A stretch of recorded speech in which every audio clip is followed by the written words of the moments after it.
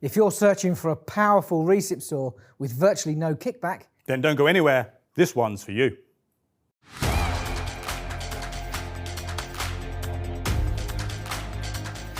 This is the EXSA18V-32, our brand new expert 18-volt cordless reciprocating saw.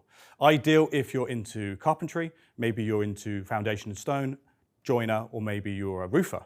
Because of our wide range of reciprocating saw blades, particularly our expert range that also has carbide technology, which is ideal for multi-material, say plastics and metal, in addition, makes this an excellent saw for demolition work.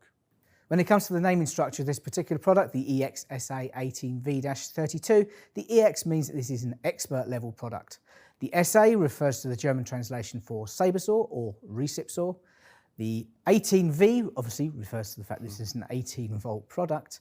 And the 32 refers to the stroke length. So you're really going to process through material very quickly with this particular machine. And all this adds up to a real powerful package with its brushless motor pushing out 1,300 watts of corded equivalent power and 3,000 strokes per minute. And of course, if you want even more aggressive cuts, it's got that orbital function for you there as well. So with a tool this powerful, it's always good to have some form of user protection. Like many machines that we've got in the professional range, we've got KickBack Control. However, this is the first reciprocating saw that has that feature. This is ideal for instances where maybe the blade might have caught in material and then you'll get a kickback reaction. Having KickBack Control activated on this machine helps reduces the potential for injury. It also helps prevent the damage of the blade in many cases. This machine also has a feature called stop control, which means once you pass through the material and reach the other side, the machine will cut off, preventing any damage to anything beyond the material. Now let's have a close look at the interface and I can show you a couple of things. First off, you can see here we have the kickback control button. The advantage here is if you do not wish to have kickback control activated, you simply press the button to switch that function off. The interface shows amber or yellow to show that the function is now disabled. If you were to remove the battery and to put it back on, the machine will automatically default kickback control back on. On the other side, pressing the mode button, we can simply switch on that stop control. If you don't want it on, you can simply cycle through the modes and switch that off as well.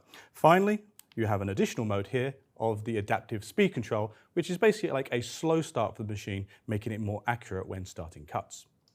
As you would expect, this machine comes with vibration control as well.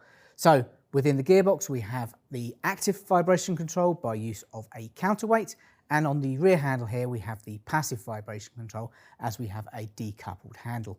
That's great, Dan. So keeping vibration low so you can work for longer and more comfortably. So in this demonstration, I've kindly offered to do the demonstration with kickback control on and off. And we're going to be using this Progressor for metal blade.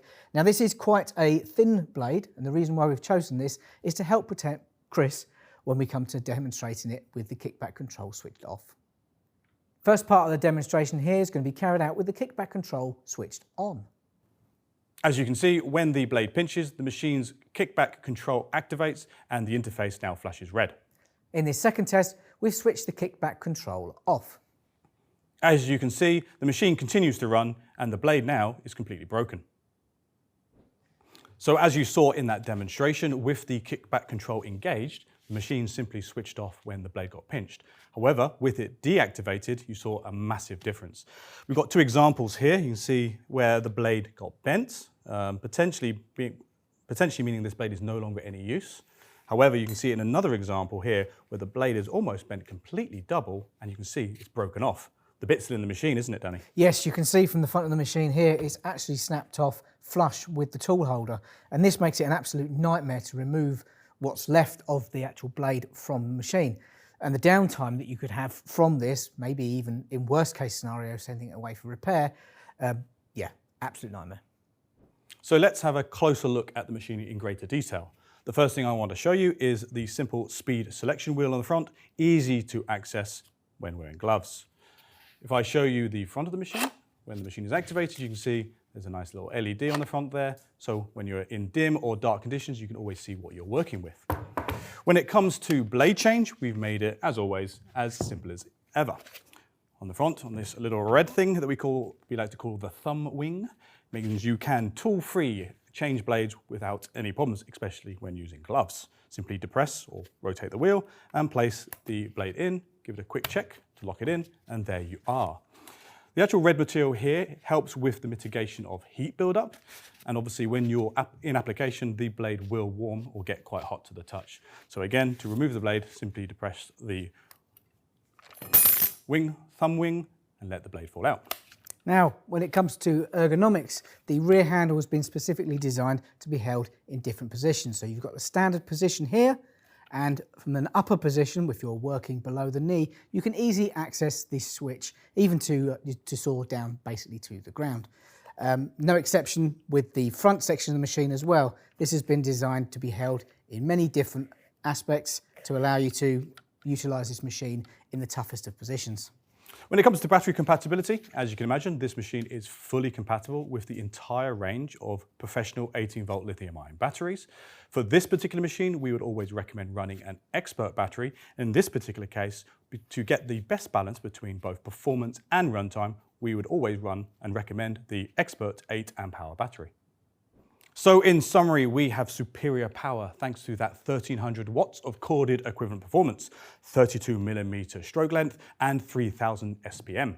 And the advanced protective features like kickback control, vibration control, and stop control. And don't forget, thanks to kickback control, you save yourself the hassle and the cost of having to constantly replace bent and broken blades.